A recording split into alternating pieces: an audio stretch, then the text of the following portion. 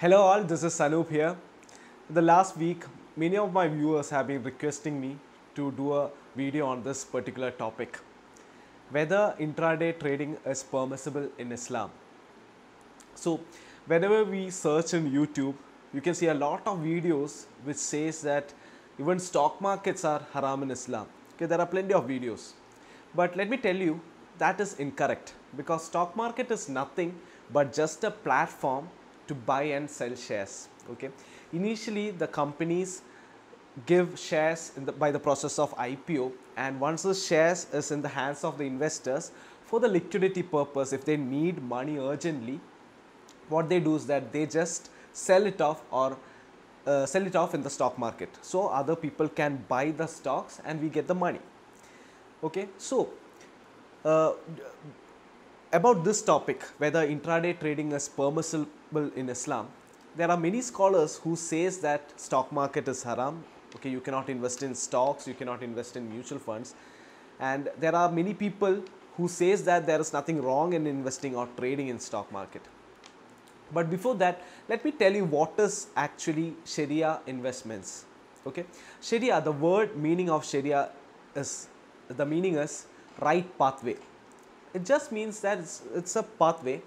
Okay, in case of Muslims, we have certain rules in almost all the fields and especially in finance. We can't just invest in all the businesses. Okay, there are certain limitations when it comes to haram and halal things. Haram is something which is not permissible and halal is which is permissible. So when it comes to alcohol or eating a pork meat, we all know it is very much clear and defined that eating pork is haram, drinking alcohol is haram. Okay, but where that is pure black lines. Okay, and when it comes to other topics like whether trading in the stocks is haram or whether it is halal, people have a lot of confusion over this. Okay, so that is actually silver lines. But let me tell you, some things are defined. Okay, we cannot invest in shares, okay, which deals with pork meat, which deals with alcohol, which deals with interest, riba, etc. All these fields which is not, which is haram, we are not supposed to invest in these stocks. Okay, that is well defined and clear. Okay, this is purely haram. What I am saying, these businesses which comes under this direct business. Okay, for example, you can take banks, entertainment companies, okay, alcoholic companies. All this is haram. You cannot invest, neither trade in these stocks. And the next thing is that something called as partly haram. Okay, what is partly haram? I'll give you an example. The prime source of profit or the prime source of income for the business is not from haram sources. For example, for banks, the prime source of business is by lending money and they get to earn interest. So it is haram.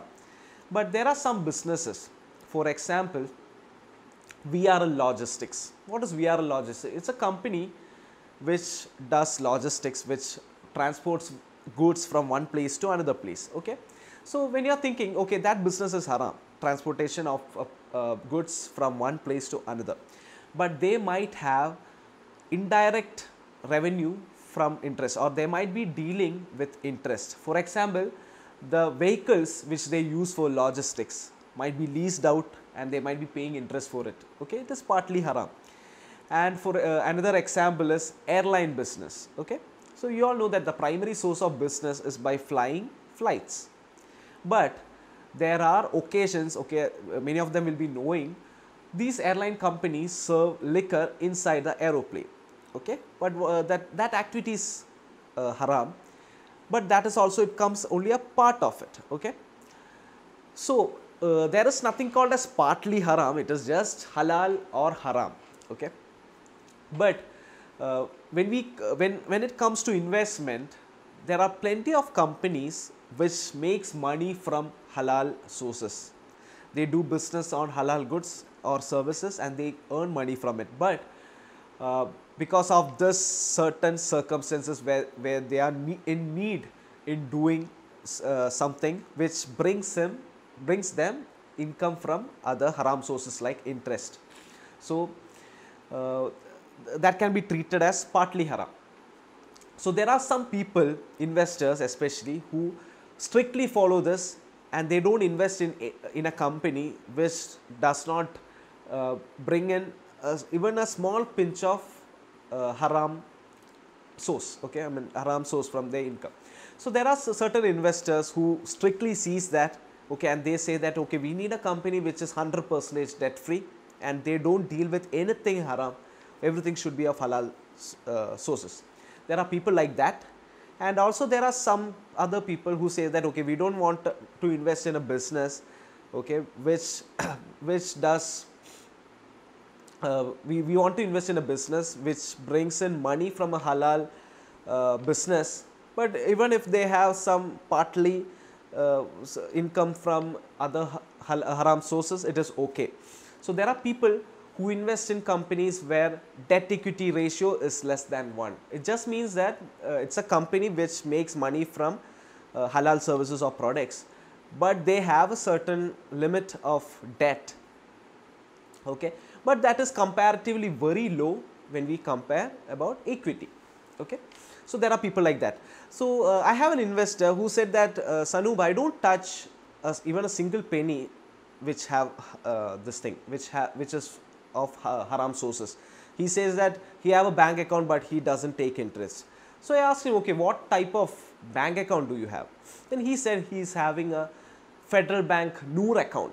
Okay, so I just googled what is Federal Bank Noor account. Okay, so it is nothing but it is a normal current account. Usually current accounts doesn't have interest. Okay, so the banks are happy because he has a plenty, he is an NRI, and he has plenty of money in his current account, and the banks needn't pay interest to him. They can lend the money for interest to other people who wants money. And this person, he is very strict, so he doesn't touch it. But we have a common sense. God has given, Allah has blessed us with common sense, and it just means that even if we are not taking the interest from the bank, okay, even that money is lended to another poor person who is in need of money. So we have a common sense, and we can decide whether is it better to take the interest and give out to people who have a burden of interest, burden of loans which they have taken because of their circumstances, or whether to take a Federal Bank Noor account, okay, and doesn't touch an account. So it is our wish whether to do what to do and all. So there are some people who invest in businesses which doesn't have any sources of haram income, and there are people who invest in businesses which have in that business the primary source of income will be from halal goods and services, but there are partly some haram income. When it comes to intraday trading, what is happening? You are doing the trade on the same day, or you are closing the trade on the same day. You buy, you sell the stock on the same day. But let me make it very clear that you can buy the stock, okay, and you can later sell it whenever you want, okay. So there is a settlement system in stock market, which means that when you buy a stock, in order to get that stock in our demat account, it takes 2 days. T plus 2, what it says, the trade day plus the 2 days. So if you are buying the stock today, you will be getting it in your demat account, or you will be getting it credited in your demat account after 2 days, okay. So but whenever you buy the stock, you are able to sell it on the same day because you already have bought the stock. So that is permissible. You can buy and later sell it whenever you want. But short selling is not allowed in intraday trading. Short selling is nothing but selling the stock in the morning or whenever the market is going down, selling the stock which you don't have, okay, and later covering it back or buying it back when the markets go down, taking the advantage of the difference in price, okay. So you cannot short sell, but you can buy the stock and you can sell whenever you want. You can sell it in the evening, no problem. I'll give you a live example along with this, okay. You are buying a computer from Flipkart. You all be knowing that if you order a computer from Flipkart, it takes 3 to 4 days in order to receive that in our home. So immediately you got a wonderful offer and you did this, and your friend asked me, okay, whether I could give that laptop for so and so price, he missed that offer. So if I got a good price, I'll definitely give. Okay, there is, it's not mandatory that I should get the computer first then sell, because I have already bought and I know it is in transit. So there is nothing wrong in that. And many of the scholars says that okay, trading in stocks or intraday trading in stocks is haram, because many of them doesn't know in this internet era the things are so fast that the buying and selling of millions of stocks takes place in fraction of seconds in front of a computer. So they can see the prices fluctuating like anything. Even a small news can bring a big fluctuation in stock. So whenever they see this and whenever they see the prices going up soon as you buy, they think okay, this is a method of gambling. But there is nothing wrong in buying a stock and selling whenever you want on the same day. No issues. Okay. And one more important thing is that whenever you buy a stock, there should be a goal. For example, in life you'll be having a goal. You woke up in the morning, you took a bath, okay, you just got out of your home, you have a goal. Where are you going? You might be going to the office. Okay, you have a goal, particular goal, okay, going to the office. And similarly, when you're buying a stock, you should have a goal. It should be something like, okay, you bought the stock, the company will do a good business and you'll be getting a lot of return from that, you'll be getting a good dividend from that stock. And it shouldn't be something like you bought the stock and you're just waiting a fraction of seconds and immediately you're taking the advantage of the price change in the stock and you're selling it. So that brings a gambling effect to the activity which we have done, which in turns becomes intraday trading as haram. So that shouldn't be the intention of doing this. And this is in case of pure equity, okay, pure shares and not futures or options. Futures and options is a vast topic and there are certain conditions where you can do the trades. All other things, it makes it haram. So I'll be covering that in another video. So that's all. If you have any doubts, always feel free to comment. You can join my Telegram group, or if you there's a link in the description. You can also take a free Upstocks trading account from my below link. If you need any support, you are always free to WhatsApp me or chat with me in Telegram. So if you are watching this video for the first time, thanks a lot for watching and do subscribe to my channel. Thank you.